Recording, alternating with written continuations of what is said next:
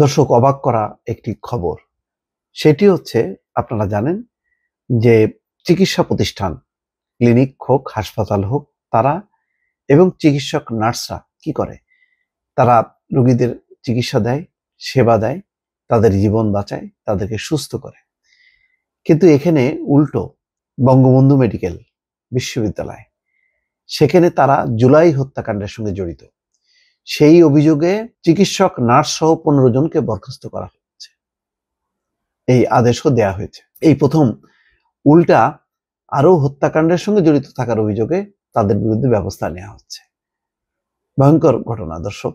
এরকম হয় না। সাধারণত হত্যাকাণ্ডে জড়িত থাকে রাজনৈতিক কর্মীরা, থাকে আরো গুন্ডা বদমাশরা থাকে, পুলিশ থাকে, অন্যান্যরা থাকে, কিন্তু কোনো মেডিকেলের চিকিৎসক নার্সরা যে জড়িত থাকে, এটা আমি জানি না এটা ইতিহাসে প্রথম কিনা। জুলাই গণঅভ্যুত্থানে বঙ্গবন্ধু শেখ মুজিব মেডিকেল বিশ্ববিদ্যালয়ের কেবিন ব্লক এলাকায় সংঘটিত হত্যাকাণ্ডে জড়িত থাকার অভিযোগে বিশ্ববিদ্যালয়টিতে কর্মরত চিকিৎসক, সিনিয়র স্টাফ নার্স সহ 15 জন কর্মকর্তা কর্মচারীকে সাময়িক বরখাস্ত করা হয়েছে। রোববার বিশ্ববিদ্যালয়ের রেজিস্ট্রার অধ্যাপক ডাক্তার মোহাম্মদ নজরুল ইসলাম স্বাক্ষরিত এক অফিস আদেশে এটি বলা হয়েছে।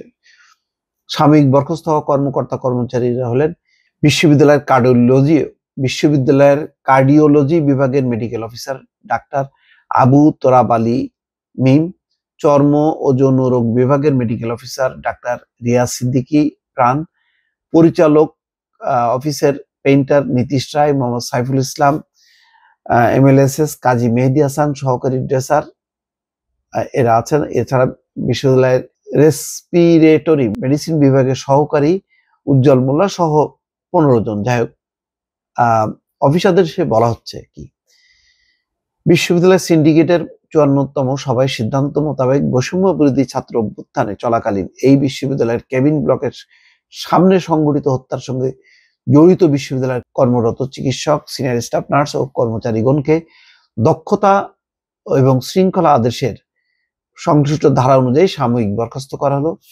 এখানে বলা হচ্ছে, সাময়িক বরখাস্তকালীন দক্ষতা এবং অন্যান্য আদেশ অনুযায়ী প্রচলিত নিয়মে বেতন ভাতাদি পাবেন, তবে বিধি মোতাবেক তাদের চাকরি নিয়ন্ত্রিত থাকবে।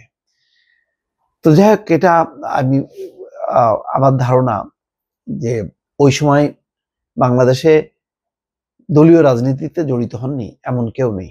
ডাক্তার, পুলিশ থেকে শুরু করে মোল্লা মৌলবী, যখন নাকি গণঅভ্যুত্থানের পর শেখ হাসিনার পতন ঘটে, মসজিদের ইমাম দৌড়াচ্ছে, বিচারপতি দৌড়াচ্ছে, আইনজীবী দৌড়াচ্ছে, শিক্ষক দৌড়াচ্ছে, সাংবাদিক দৌড়াচ্ছে, সবাই দৌড়াচ্ছে। কেন? এরা আর যার যার পেশায় থাকেনি, এরা সব দলবাজ হয়ে গিয়েছিল।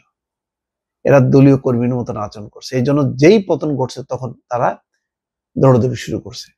এই কারণেই এটা অবিশ্বাস্য ঘটনা যে একটা মেডিকেলের, তাও বঙ্গবন্ধু মেডিকেলের মতন একটা স্বনামধন্য হাসপাতাল, সেই হাসপাতালের ডাক্তার, স্টাফ, নার্সরা তারা হত্যাকাণ্ডের সঙ্গে জড়িত।